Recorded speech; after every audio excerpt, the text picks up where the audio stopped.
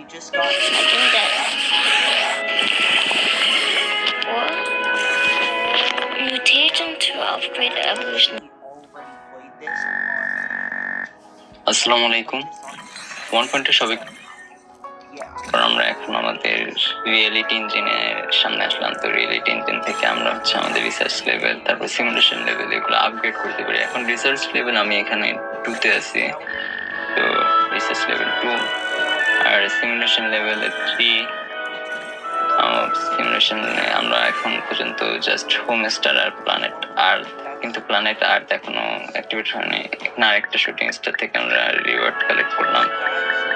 এখানে দ্রুত ট্যাপ করে আমাদের এন্ট্রি ফি কালেক্ট করার একটা রিওয়ার্ড। তো দেখা যাক কতগুলো ট্যাপ করে আমরা কতগুলো এন্ট্রি ফি কালেক্ট করি। 65টা। তো আমাদের আর্থ এখন একটা আগ্নেয় গুলো ছিল, আর এটা লিডার বোর্ড। এখানে আমরা ইভেন্ট হলে সেগুলো থেকে রিওয়ার্ডস পাই। তো আমার লিডার বোর্ডে আমি কোনো পজিশনে তেমন একটা নাই, সে কারণে জাস্ট পার্টিসিপেন্ট হিসেবে 5টা লজিট। আর আমাদের আগুনের গোলাপ পৃথিবী। আর একটা ইভেন্ট চলতেছে, ম্যাথমেটিক্যাল ইভেন্ট, এই জন্য এখানে পাইয়ের সিম্বল দেওয়া আছে। আর হোম স্টার হচ্ছে পাওয়ার সোর্স। সবাই জানি আমাদের মহাবিশ্বের যে সকল শক্তির উৎস হচ্ছে তারা, বা আমাদের জন্য হচ্ছে সূর্য। এটা আমাদের পৃথিবী, প্ল্যানেট আর্থ, যাতে সঠিক পরিমাণে কেমিক্যাল যা আমাদের জীবন ধারণের জন্য লাগে। তারপর প্রাইমেরিয়াল সুপ। এটা একেবারে প্রাচীন পৃথিবীতে একটা অ্যাটমসফিয়ারিক সলিউশন, মানে বায়ুমণ্ডলের একটা অবস্থা। অ্যামাইনো অ্যাসিড, উনার পরমাণু মিলে অ্যামাইনো অ্যাসিড গঠন করছে একটা অর্গানিক কম্পাউন্ড, জৈব যৌগ।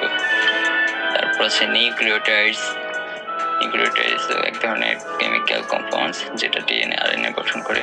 মুন, যেটা আমাদের পৃথিবীর চারপাশে ঘুরে এবং আমাদের পৃথিবীর যে মহাসাগরের পানি আছে সেগুলোকেও এর দ্বারা প্রভাবিত করে।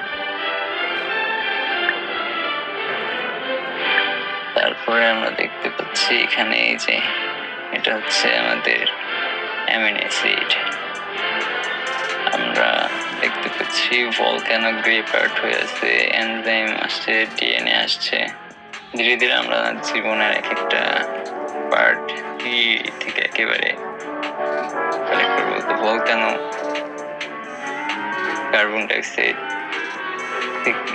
থেকে কার্বন ডাইঅক্সাইড তৈরি হয়, যা আমাদের পৃথিবীকে গরম রাখতে গ্রিনহাউস এফেক্টের মধ্যে।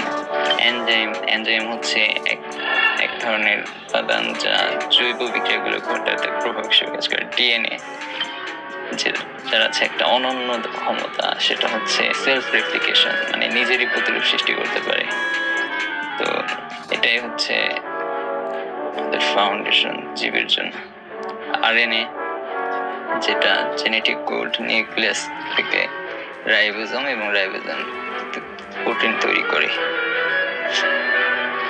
তারপর ওজোন লেয়ার, ওজোনের স্তর, যা আমাদের পৃথিবীতে আসা আল্ট্রাভায়োলেট রশ্মিগুলোকে শোষণ করে। প্রোটিন কোষের গঠনিক উপাদান বলা যায়। তারপর ক্রোমোজোম,